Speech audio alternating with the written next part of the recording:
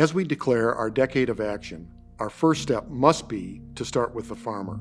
Let me extend a warm welcome to all our participants joining us virtually to continue the dialogues. I'm Paul Schickler, former president of DuPont Pioneer, now Corteva Agrisciences, and current chairman of the World Food Prize Council of Advisors.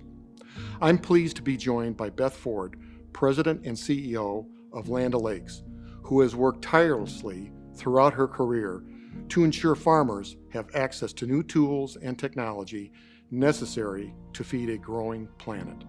Beth, it's very nice to see you again. It's great to be here with you. It's fair to say that both of us have witnessed several dramatic changes in the agriculture industry before our careers.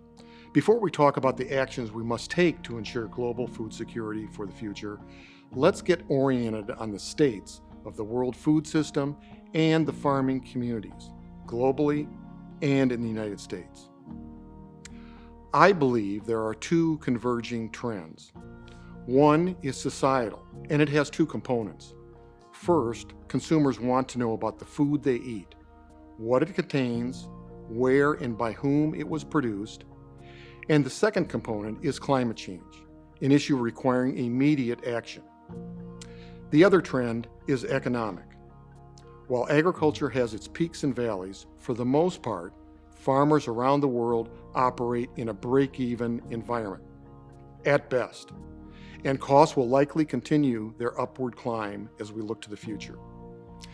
Beth, from your view, how are these issues impacting your co-op members and other farmers with whom you talk? Well, thanks for the question, and there's a lot there. I want to add another impact that I think is so significant, both positive and potentially, depending on communications, actually negative, and that is technology, the greatest enabler of our generation. And I'd say technology is an enabler for food production, but at the end for transportation or distribution of food production in those areas that need it most. But also the societal implications go back to the consumer messaging, clarity of messaging, and that we not get into a good food, bad food narrative when we're trying to feed a growing world population. In terms of the way you're thinking about it, the way we're dealing with it, it's interesting to me, food production, and as you know, commodities, it is a cyclical game. I mean, it's a cyclical business. And we're in a positive environment now here in the United States in terms of agriculture. Commodity prices have risen. The dollar weakened a bit. Trade has strengthened somewhat. And, carryover stocks are light. Stocks to use ratios are low. And prices are higher than they've been. And so what we're seeing is growers are certainly investing in this crop. And that's a positive. Right? They're going to make some money, and they need to after years of not making any money. And we should all, from a positive perspective, want the farmer to make some money, to have some profitability. It helps them reinvest in their communities. It helps them be more resilient for the long term. I constantly discuss food security as a national security issue. And then globally, we see, different implications. And that would be around, again, still the food insecure. I think it's actually during this pandemic has increased. I saw statistics like 250 million folks around the world are food insecure, even more significantly than they had been before this pandemic. So a major issue. Now you bring up climate, and there have been 22 major climate issues and drought conditions. I think 90% of the US West was in drought conditions this year. Probably half of the world in drought conditions, and that's the most significant issue. So climate is going to be an issue for the short term and the long term. It's about resilience over the long term, and thus my comment around technology, whether it's seed technology, and you would know that more than I, about the ability to offset that kind of climate variability. The leverage of technology to generate different jobs, to take advantage of different efficiencies, absolutely critical. And then you bring up the consumer. And we see this because we see the whole value chain with our cooperative. We start with the farmer, we remain farmer owned in our cooperative, but we go right to the retail shelf, right? Farmer to the consumer.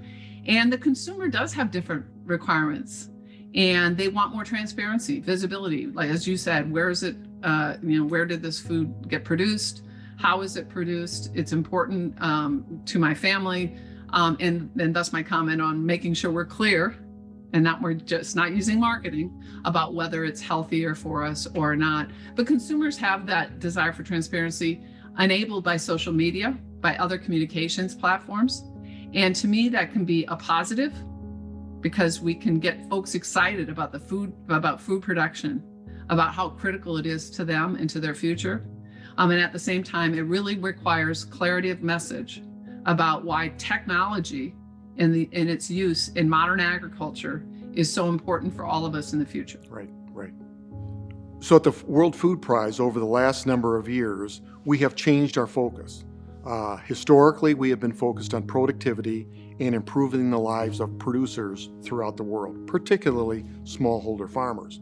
But over the last number of years, we've taken that opportunity to continue to focus on productivity and expand it into gender equity, climate change, soil health, water quality, other environmental issues, as well as improving nutrition and health through agriculture and food production. So when you pack all that together, how does that give us an opportunity to change our focus from solely, and still very importantly, productivity, to all of the other issues that are affecting agriculture and food production? Well, I love the way you phrase that, because you didn't say it's an either or, right? You didn't say, well, we're moving off of that because that didn't prove to be effective or important. Rather, you said we got to broaden the aperture because there's so many variables at play, and we know all of those. It's a tapestry. And that's what I think about agriculture. It's a tapestry. It's about the local community, the vibrancy, it's the schools, the healthcare access, all of those things. Water, soil, all of those things are critically important. Thus, you bring up broadband and things like that. So your broadening of that aperture, I think, is so critically important. The reality is it isn't an either or, and it is about looking for the future. All of those are critically important. Climate change has gotten to be such a significant issue, and thus your focus on soil health, which we know is critical to a farmer, critical to production, agriculture, and productivity. Water quality, and there's been a water shortage, and there's likely to continue to be a water shortage, absolutely critical for agriculture. And then more broadly, the profitability and the productivity of the farmer around the world.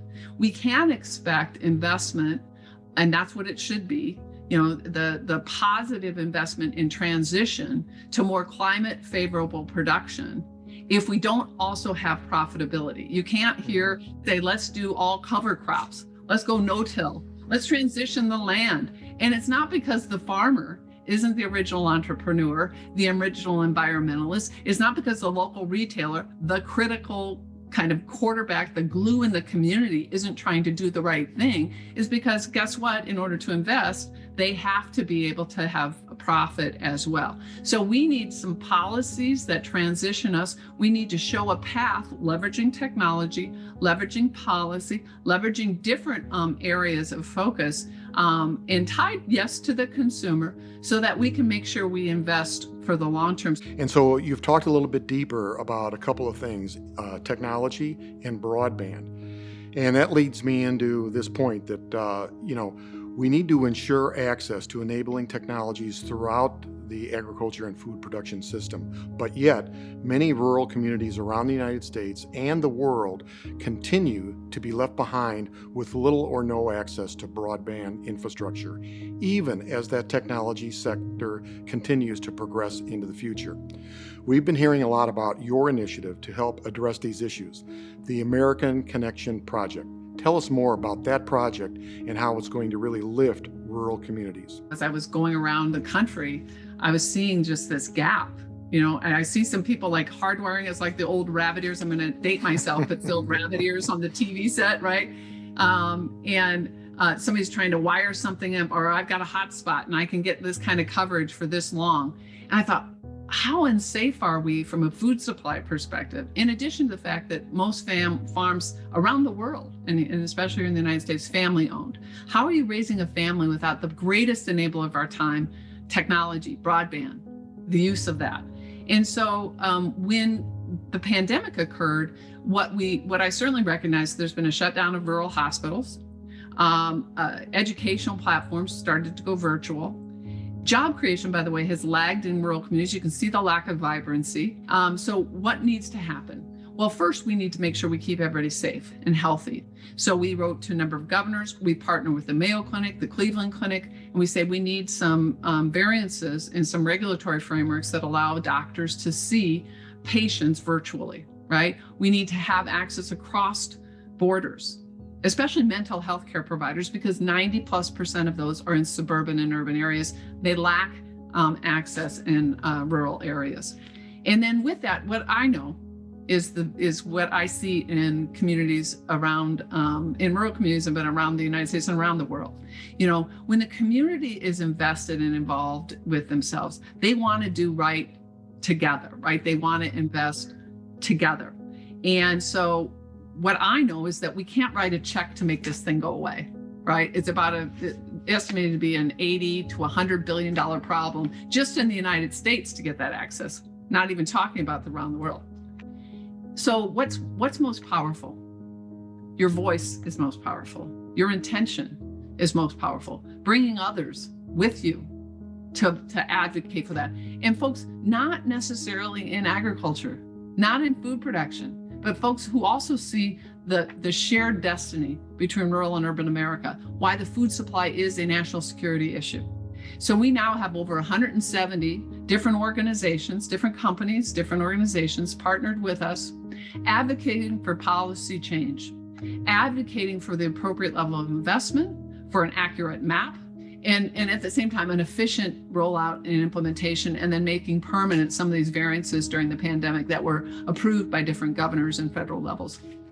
So I'm so excited about this because guess what? The infrastructure bills, and this is a policy issue, this is not a politics issue. Both Republicans and Democrats are supportive and know that this is a critical issue that has to be resolved. And so there's, I think in the infrastructure bill, the bipartisan one, there's $65 billion allocated against closing this gap. And then it's going to be about implementation. Of course, we first need to get the signature on that bill so that we can get infrastructure investment in addition to roadways, waterways, things that we know are important to agriculture.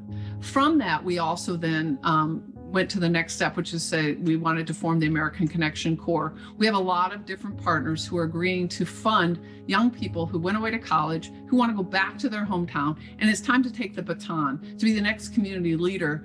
Because, you know, it's one thing to get the funding, it's another thing to implement the funding at the ground level and know what ISP provider to talk to, what state agency to talk to, things like that. So these right now started with 50 different American Connection Corps fellows who go back to their town to take the baton and do this implementation. I'm excited about this. It shows the power, the importance of food production, the power of a voice and of us jointly addressing these issues. Well, thank you for your leadership in this area. I'm going to continue to watch Land O'Lakes lead this effort to provide access to rural communities. It's going to be fun to watch. Even in retirement, the consulting that I do, I work with two initiatives that are all around improving the livelihoods for rural communities. So I'm excited to see those progress. I'm excited to watch Land O'Lakes provide leadership on broadband infrastructure. Another passion of mine is that I've long believed that our future depends on engaging youth in farming and agriculture broadly. There's an opportunity for the broad skills that youth possess to be applied in agriculture and in food production as innovation addresses efficiency, productivity, nutrition, and climate change. We can enable youth to be part of production agriculture by breaking down access barriers and enabling youth to farm. There isn't another industry in the world, I don't think, that can do this while also achieving and delivering on a higher purpose, like providing for food and being in the agriculture industry. So I'd appreciate your comments on what we can do to inspire and engage youth in agriculture and food production. You know, I am so excited. I see a lot of, now I'm using my mom's words, young people, because now that's where I am, Paul. calling them all young people again. I haven't received this idea like, I'm trying to flee the small town. Rather, they want to be back there again. Enabling technology is critical to that. How do we get young people engaged or help them, be supportive of them wanting to go in there? Technology is going to be a big issue, because most of them who could be the future farmers of America, or who could be a future in agriculture anywhere in the world, have used technology and understand this. And this is a necessity. This isn't streaming Netflix, okay? This is something that's critical to their future, to job creation, to access to things like that. So what's one thing that I would say? Again, it's the same theme: leverage of technology, investment in technology. I see a desire to go raise families in communities like this, a real welcome to that. But one of the things that, and I don't have an answer to this, but I would note is absolutely critical is financing. It's just very challenging for a young farmer who wants to maybe step back in and take a farm, or buy their first farm, or partner and take over from their parents or their family, to deal with what is a very expensive proposition. Now, where I'm excited is that there are different methods or mechanisms now, and many banks, for instance, are financing and using operating loans for those who are thinking of the future, working against climate resilience, right? And making sure that they have advantages. Many landowners who want to lease their land to young farmers are putting a priority against those who want to invest against climate. So I don't know that there's one specific answer. I would say there's some common themes. You're not going to go to a town and start to be a farmer or go back if you don't have technology, if you don't have fresh food, if you don't have good education for your kids, if you can't access healthcare. I say it's a tapestry, and there are so many elements to it, and we have to push against all of them. And many of those can be done with public-private partnerships. And I'm excited to see more people engaged in wanting to kind of take the baton and run with it. Right. Yeah, I'm encouraged to get youth more engaged in rural communities, and they can do that through technology and being dedicated and passionate about food production. It has been a long and difficult road, but I am encouraged about the future of agriculture and food production. Clearly, we are gaining positive momentum on this journey. As I look to the future, I see using innovation to address our issues of productivity, nutrition, and the environment. That will help excite and involve youth, which will increase the value of what we are producing. All of this can result in better farm economics and revitalized rural communities. A lot of what I'm summarizing, Beth, is what you've said. I'd appreciate your closing thoughts as we wrap things up. This is the most meaningful work of my life, and it's what you probably have been involved in your entire life. And many of the people who are listening to this have been involved in. And what a privilege for me to be involved in this. And to your point, youth who want, and even more now than when I was 22 or whatever, want to be involved in changing the world, in thinking to the future, and doing the most meaningful work immediately. And so what we have to do is help. I was like, we got to put up the scaffolding. That's what I said. We got to put up the scaffolding of all the things you just talked about: technology, healthcare access, education, and making it possible to them from a financing perspective. Because those young folks, when I talk with them, I'm just blown away. I'm blown away by their commitment, by their intelligence, their focus on the future, their desire to do what's right, and to be involved in production agriculture, in agriculture in general. And so as I say, I end this conversation saying I've never been more optimistic, more excited. I wake up every day thinking, how can we move the ball forward and move the ball down the court? And I think that that's where we are. Right. Well, great comments. Appreciate that. Thank you for your passion and for your leadership. And most of all, thank you for participating in the Borlaug Dialogue. Have a great day.